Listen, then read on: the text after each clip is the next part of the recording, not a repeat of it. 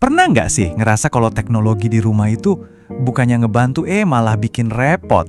Nah, hari ini kita bakal bedah lagi nih konsep rumah pintar.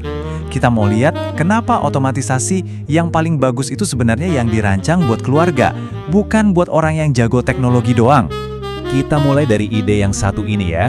Kalau smart home bikin keluarga bingung, berarti itu bukan smart home. Kalimat ini bener-bener nonjok kan? Coba deh pikirin, kalau teknologi yang katanya pinter malah bikin pusing seisi rumah, apa jangan-jangan kita udah salah kaprah dari awal?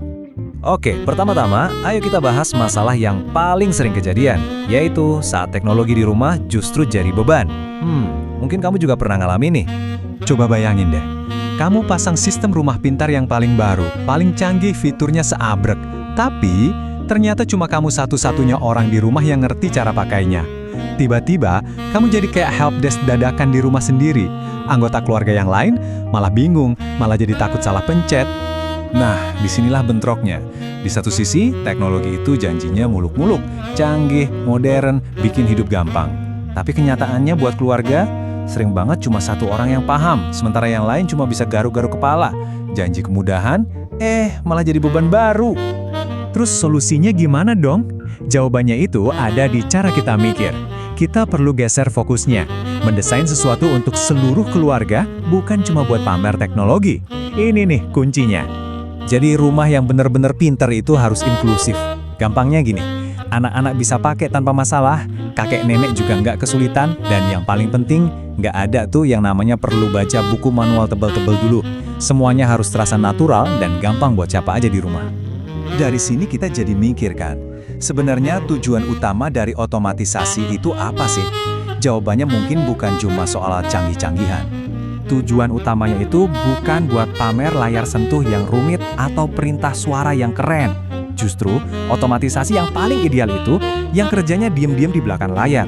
Saking mulusnya, kita sampai nggak ngeh kalau dia lagi kerja. Ya, kondisi paling sempurnanya itu adalah saat kita bahkan lupa kalau itu semua teknologi. Dia nyatu banget sama ritme hidup kita. Nggak terasa kayak alat aneh, tapi ya terasa kayak bagian dari rumah aja. Biar lebih kebayang, contohnya simpel aja. Misalnya lampu teras yang nyala sendiri pas hari mulai gelap. Jadi, kamu nggak pernah pulang ke rumah yang gelap. Atau gorden di kamar yang pelan-pelan kebuka sendiri pas pagi, jadi kamu bangun karena cahaya matahari, bukan alarm. Semuanya jalan sendiri, tanpa perlu kita sentuh sama sekali. Nah, ini prinsip yang penting banget buat diingat. Nggak semua hal di rumah itu harus dibikin otomatis.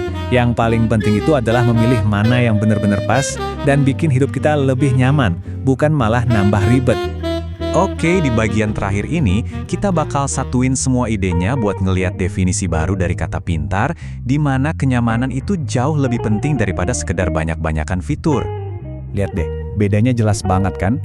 Rumah pintar yang model lama itu tujuannya pamer teknologi. Suksesnya diukur dari seberapa banyak fiturnya. Tapi kalau rumah pintar yang fokus ke manusia, tujuannya cuma satu, bikin keluarga nyaman. Dan suksesnya diukur dari, apakah semua orang di rumah bisa pakai dengan gampang. Nah, ini ninggalin satu pertanyaan refleksi buat kita semua. Sebenarnya, tujuan utama teknologi di rumah kita itu buat apa? Apa cuma buat pamer, fitur-fitur canggih, atau buat menciptakan ketenangan buat seluruh keluarga? Karena pada akhirnya, teknologi terbaik itu yang bikin keluarga jadi lebih tenang. Ukuran pintar yang sesungguhnya bukan dari rumitnya fitur, tapi dari kemampuannya membawa kedamaian. Itulah yang paling penting. Terima kasih sudah menyimak.